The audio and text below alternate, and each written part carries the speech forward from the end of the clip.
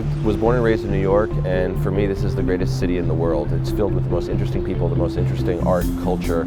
It's filled with energy that you won't find in any other city in the world. My family came here as refugees, and so education is incredibly important. Opportunity is incredibly important. Upward mobility is incredibly important. And New York City is the place where you can find all of those things. New York City is a fantastic city. It was a fantastic city in the 20th century, but it has challenges to become a fantastic city in the 21st. So the question for New York is how does it become a 21st century city for innovation and remain a leading city in the 21st century?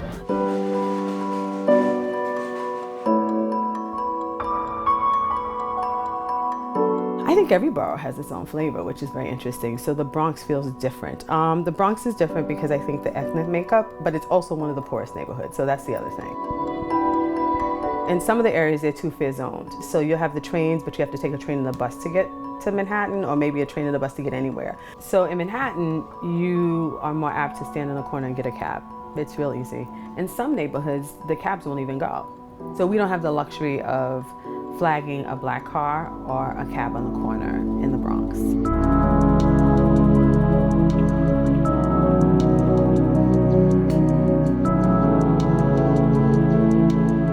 Obviously there's no yellow cabs, there's no green cabs in Staten Island. Car service, I mean, they're few and far between at this point. They're only out there if someone from Brooklyn took one in.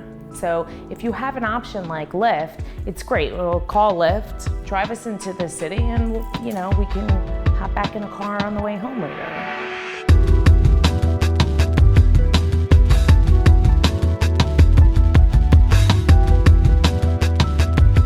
For me, going to Brooklyn, seeing friends or seeing concerts or exploring restaurants, or going to the Bronx, having companies like Lyft and having opportunities where you can get from neighborhood to neighborhood really easily is I think a great option or service, to get around New York.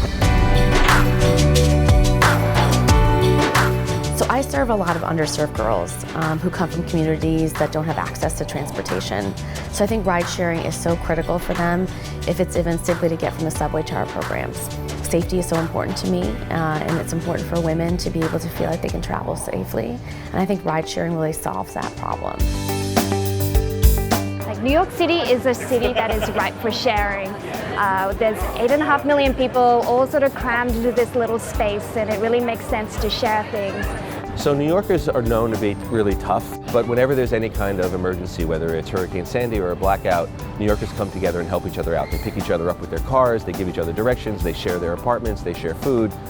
What we have now is an opportunity to do that all the time. And so as New Yorkers become more and more aware of making sure that their city is sustainable, I think that they're going to be sharing with each other their apartments, their rides, their work environments, and all kinds of other things that will make the city a great place.